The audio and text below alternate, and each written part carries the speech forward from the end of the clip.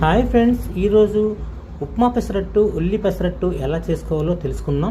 ముందుగా ఇలా పిండిని రెడీ చేసుకుని తర్వాత అల్లం పచ్చిమిర్చి ఉల్లిపాయ ముక్కల్ని రెడీ చేసుకోవాలి. ఇలా చిన్న సన్నగా పక్కన పెట్టుకోవాలి తరిగి.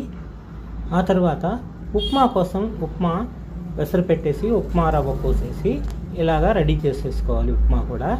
ఆ తర్వాత ఇలా దోశ వేసేసి అలా పైన ఉల్లిపాయలు మిర్చి అల్లం ముక్కలు వేసేసేసి తయారు చేసేసుకోవాలి. ఆ తర్వాత ఉప్మా అట్టు కోసం దోశ వేసేసి పైన ఉప్మా జల్లేసేసి కావాలంటే ఉల్లిపాయలు పెంచి జలుపుకొని అలా మడిచేసేస్తే ఇలా తయారైపోతుంది.